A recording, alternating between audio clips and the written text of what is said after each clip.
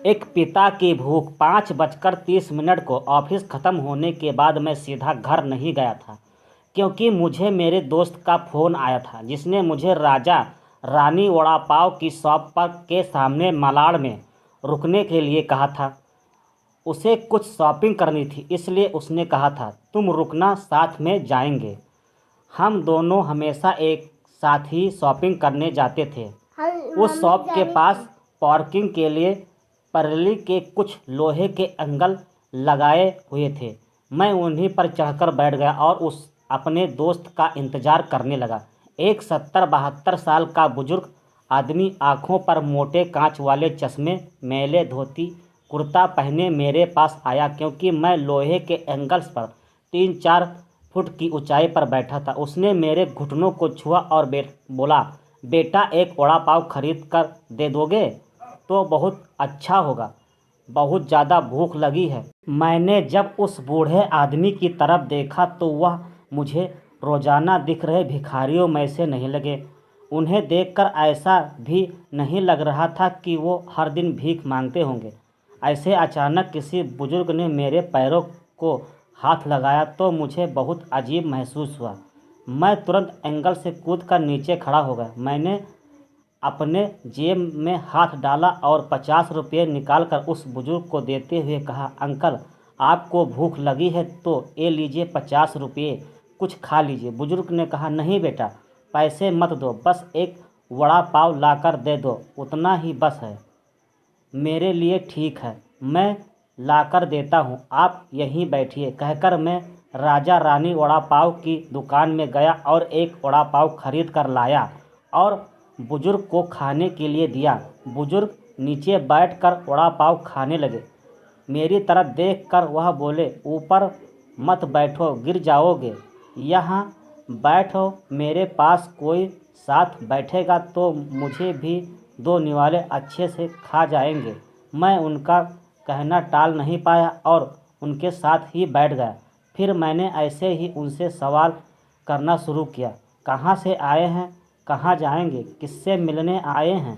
बगैर मैं नागपुर से आया हूँ, एक छोटे से गांव से मैं रहता हूँ। यहाँ मुंबई में मेरा तुम्हारे जितनी उम्र का एक बेटा है, एक बड़ी कंपनी में इंजीनियर है, उससे मिलने आया हूँ। 2 साल पहले उसकी शादी हुई, लव मैरिज। बहू पढ़ी लिखी है, नए विचारों वाली है। उससे सास ससुर यानी कि हम पति पत्नी गंवार लगते हैं, इसलिए हमारे साथ रहना उसे अच्छा नहीं लगता। इसलिए बेटा अब अलग रहता है, यहीं मुंबई में 2 साल से। परसों मेरे इस मोबाइल पर उसका फ़ोन आया था, कह रहा था अमेरिका में नौकरी मिली है उसे, बीबी को लेकर जा रहा हूँ अमेरिका 10 साल के लिए। यहाँ मुंबई में था तो 6 महीने में एक बार आता था, तो उसे यहीं पता लिखवाया था। लगता है वह फ़ोन ख़राब हो गया है, फ़ोन ही नहीं आ रहा है बेटे का। मैंने बताया था कि उसको मैं उससे मिलने आ रहा हूँ मुंबई। कहते हुए बुजुर्ग ने मोबाइल मुझे दिखाने के लिए दिया। अब मेरे हाथ एक चिट्ठी और एक हाथ में मोबाइल था। मैंने मोबाइल का बटन दबाकर देखा, मोबाइल में अच्छे से चल रहा था और मोबाइल में नेटवर्क भी पूरी तरह से आ रहा था। मैंने उनसे पूछा, आपने नहीं लगा के देखा फ़ोन बेटे को? मुझे कहाँ लगाना आता है बेटा फ़ोन, कोई फ़ोन करता है तो उठा लेता हूँ बस। उन्होंने कहा। मैं रिक्वेस्ट कॉल में जाकर आखिरी बार नंबर पर कॉल किया तो रिंग बजने के बाद कॉल कट कर दिया गया। फिर मैंने एड्रेस की चिट्ठी खोलकर देखी, उसमें जहां हम बैठे थे वहीं का एड्रेस था, यानी कि जानबूझकर गलत एड्रेस दिया गया था। मैं समझ चुका था कि गलत पता देकर लड़का अपने माँ बाप को टाल रहा था और अब वह उसका फ़ोन भी नहीं उठा रहा था। मुझे यह भी मालूम पड़ चुका था कि वह जिस प्लेन पर सवार हो चुका था वह प्लेन कभी भी उसके माँ बाप की दिशा में उड़ने वाला नहीं था। तब तक मेरा दोस्त वहां आ गया और बोला, चलो शॉपिंग करने चलते हैं। मैंने उसे 2 मिनट रुकने के लिए कहा और मैंने बुजुर्ग की तरफ देखकर सोच में पड़ गया। मैं समझ नहीं पा रहा था कि अपने बेटे के तरफ से होने वाली धोखेबाजी को यह बुजुर्ग समझ नहीं पा रहे थे, या फिर खुद का बच्चा उनके साथ ऐसा व्यवहार कर सकता है, यह वो स्वीकार नहीं कर पा रहे थे। मैं बुजुर्ग से बोला, अब तक तो आपका बेटा जिस प्लेन में बैठा है वह उड़ चुका होगा। मुझे नहीं लगता है कि आपकी उससे मुलाकात हो पाएगी, इसलिए अच्छा यही होगा आप वापस अपने घर लौट जाएं, और आंटी भी आपका इंतज़ार करती होगी। मेरी बात सुनते ही अगले ही क्षण उनकी आंखें भर आईं।